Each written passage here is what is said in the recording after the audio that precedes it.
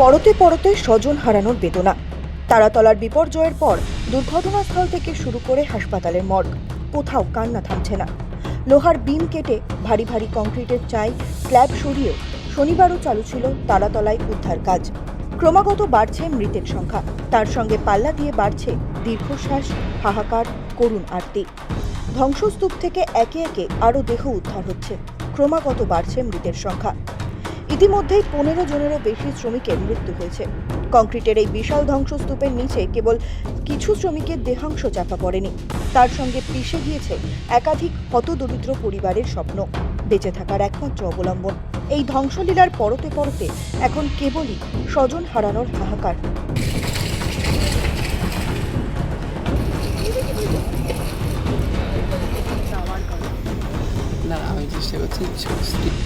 গত বুধবার দুপুরে ভয়ঙ্কর ঘটনা ঘটে তারাতলায়।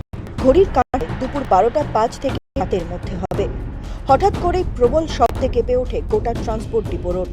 হুড়মুড়িয়ে ভেঙে পড়ে তারাতলার নির্মীয়মান বাণিজ্যিক ভবন। বিশাল আয়তনের শেডটি ভেঙে চাপা পড়ে যান কর্মরত শ্রমিকরা। সঙ্গে সঙ্গে পুলিশ, দমকল, এনডিআরএফ, সেনা উদ্ধার কাজে হাত লাগায়। একে একে আটকে থাকা বহু শ্রমিককে উদ্ধার করা হয়। উদ্ধার কার্যের দীর্ঘক্ষণ পেরিয়ে গেলেও ধ্বংসস্তূপের নিচে এখনও অনেকের আটকে থাকার আশঙ্কা।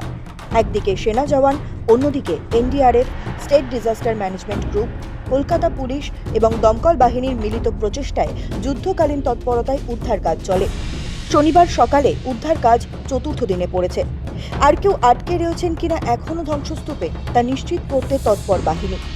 উদ্ধার হওয়া সমস্ত শ্রমিককে তড়িঘড়ি এসএসকেএম হাসপাতালে নিয়ে যাওয়া হয়। বৃহস্পতিবার সকালেও ধ্বংসস্তূপ থেকে 5 জনকে উদ্ধার করা হয়েছে। উদ্ধারকারী দলের আশঙ্কা, ধ্বংসস্তূপের নিচে এখনও বেশ কয়েকজন আটকে রয়েছেন। তাদের খুঁজে বের করতে অত্যাধুনিক যন্ত্রপাতি ব্যবহার করছে সেনাবাহিনী। গত বুধবারের এই মর্মান্তিক দুর্ঘটনার পর থেকেই খোঁজ মিলছিল না এই গোডাউন তৈরির বরাত পাওয়া ঠিকাদার আসগার হোসেনের। বৃহস্পতিবার সকালে ধ্বংসস্তূপের ভেতর থেকে তার নিথর দেহই উদ্ধার করেন উদ্ধারকারীরা। 3 তলা থেকে ঢালাই শুরু। প্রাথমিক রিপোর্টে ধরা পড়ে পরিকল্পনার ত্রুটি। দুর্ঘটনার প্রাথমিক রিপোর্টেই ধরা পড়েছে পরিকল্পনায় ত্রুটির বিষয়টি। নিম্নমানের নির্মাণ সামগ্রী তো বটেই, তার থেকেও বড় বিষয় অবৈজ্ঞানিক ঢালাই পরিকল্পনার জেরেই তাসের ঘরের মতো ধসে পড়েছে ওই বিশালাকার পরিকাঠামো, তা কার্যত স্পষ্ট। কলকাতা পুরসভার বিল্ডিং বিভাগের সেই রিপোর্ট থেকে জানা গিয়েছে 2025 সালের ফেব্রুয়ারি মাসে বন্দর কর্তৃপক্ষের লিজে দেওয়া এই 54 কাঠা জমির ওপর একটি বাণিজ্যিক গুদাম তৈরির বিল্ডিং প্ল্যান বা নির্মাণ নকশা অনুমোদন করেছিল কলকাতা পুরসভা। দুর্ঘটনা যখন ঘটে ততক্ষণে গুদামটির 3 তলা পর্যন্ত লোহার মূল কাঠামো বা ফ্রেম তৈরি হয়ে গিয়েছিল। সিভিল ইঞ্জিনিয়ারিংয়ের চিরাচরিত নিয়ম অনুযায়ী যে কোনো বহুতল বা গুদামের কাঠামো তৈরির পর তার ঢালাইয়ের কাজ সবসময় একতলা বা নিচের দিক থেকে ধাপে ধাপে ওপরের দিকে শুরু করতে হয়। কিন্তু এই ক্ষেত্রে নির্মাণকারী ঠিকাদার সংস্থা এক মারাত্মক ও ত্রুটিপূর্ণ পরিকল্পনা সাজায়।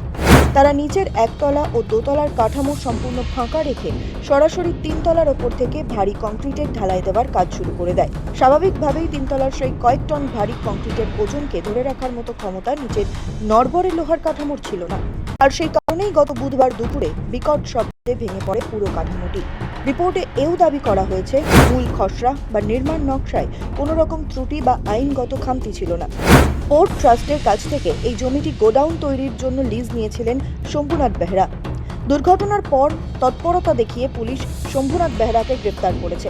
সেই সঙ্গে এই ঘটনায় জড়িত থাকার অভিযোগে আরও 4 জনকে গ্রেপ্তার করা হয়েছে। এদিকে উদ্ধার কাজ ও ঘটনার তদন্ত অব্যাহত থাকায় স্থানীয় বাসিন্দাদের মধ্যে উৎকণ্ঠা বাড়ছে। তারাতলায় কাজে এসেছিলেন এমন কর্মীদের পরিবারের সদস্যরা কখনো ভিড় করছেন ভেঙে পড়া ধ্বংসস্তূপের কাছে, কখনো থানায়, কখনো আবার হাসপাতালে। সব মিলিয়ে দিন দুয়েক পরও বাড়ছে উৎকণ্ঠা, উদ্বেগ। তারাতলার ওই ধ্বংসস্তূপ থেকে আবার একদিন মাথা তুলবে নতুন নির্মাণ। চারপাশের জনজীবন চলবে তার স্বাভাবিক নিয়মে। শুধু পাকাপাকি ক্ষত রয়ে যাবে সেই পরিবারগুলোই, যাদের প্রিয়জনের অকালে চলে যাওয়ার সাক্ষী থেকেছে শহর। শৌভিক সান্যালের রিপোর্ট, সময়, কলকাতা।